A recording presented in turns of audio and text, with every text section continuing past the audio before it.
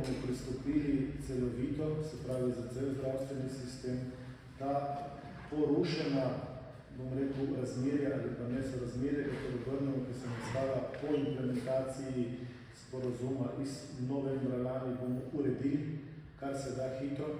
Najhitreje, verjetno, v septembru bomo začeli z pogajanji. Na tem mestu moram reči, da bomo pravzaprav z enako mero pristopili tudi k težavi mladih zdravnikov.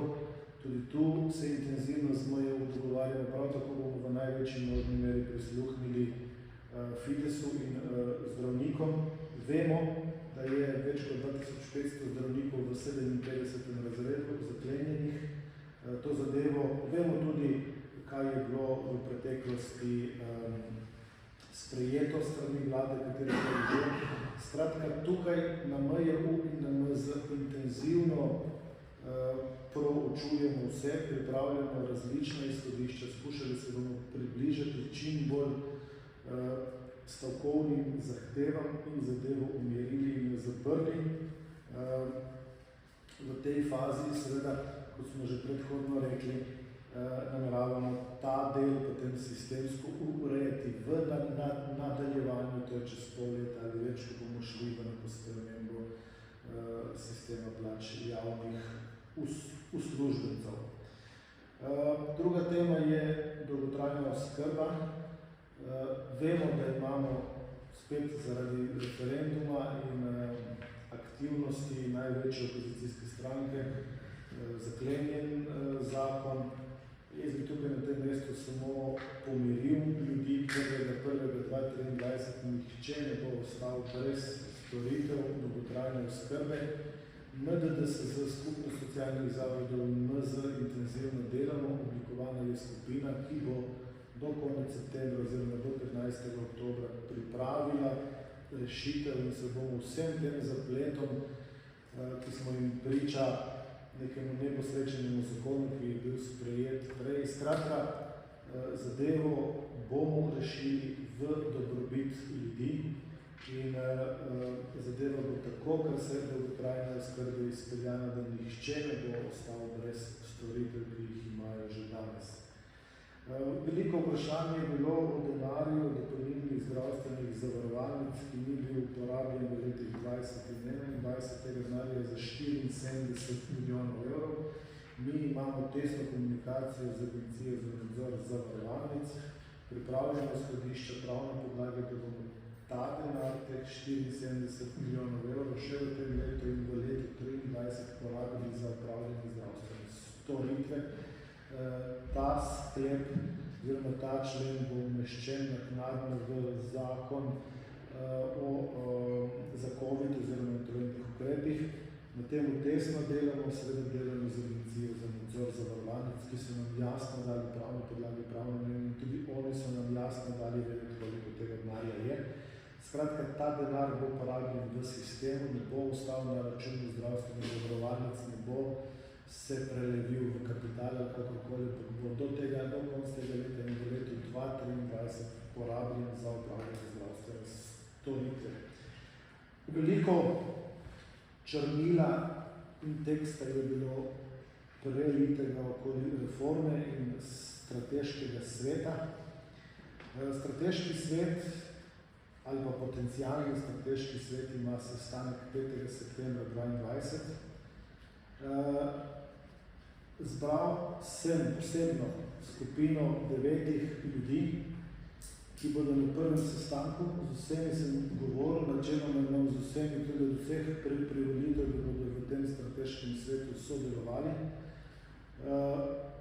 Torej, če grem kar po imenih, Dorjan Marušič, Erik Brecelj, Valentina Prevolnik-Rupel, Boris Zgrablič, Gregor Strban, Tjaša Sobočan, Azra Herceg, Dolores Kores in Lucija Tacer.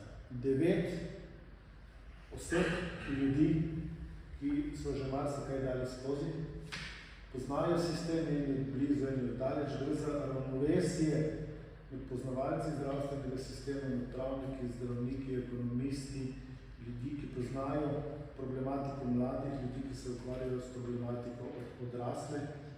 Naloga strateškega sveta bo, da v 6 mesecih pripravi temeljni dokument, ki bo opredelil in primerjal 3 tipologije zdravstvenega sistema, izračunal učinek za 15 do 20 let, kar se financiranja tiče.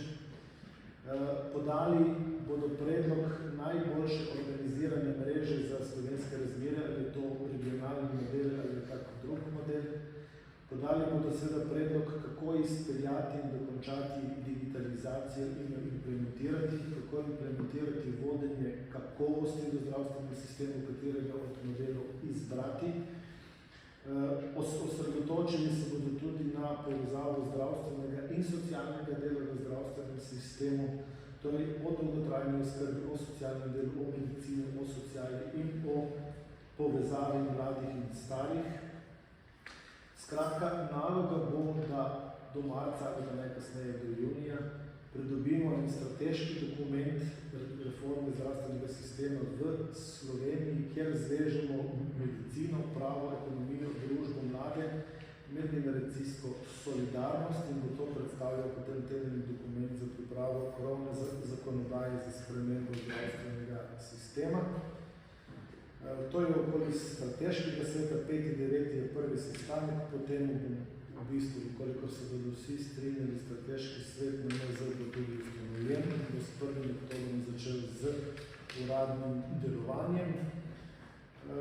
Kar se tiče zdravstvenega sveta, veste, da je že imenovan, prva seja je jutri, je odprta, vsi ste seveda vabljeni, delali bodo intenzivno, na tej prvi seji bom tudi sam. Tako da vse zadeve tečejo. Intenzivno se ukvarjamo tudi s problematiko nujne medicinske pomoči, uštevši helikoptersko nujno medicinsko pomoč. Jaz računam, da bo do konec oktobra ali pa v novembru, da bodo dana jasna izhodišča za dokončno ureditev nujne medicinske pomoči sistema, se pravi urgentnih centrov nujne medicinske ločitev primarne dejavnosti od urgentne dejavnosti oziroma od dejavnosti nujne medicinske pomoči in naslednjo računam, da do konca leta damo popolnoma jasno informacijo in tudi sprejmemo na vladi, kako bomo v Sloveniji izvajali helikoptersko nujno medicinsko pomoč. V vsem temu, kar delamo, pač mislimo na temu, intenzivno se ukvarjamo tudi z duševnim zdravjem.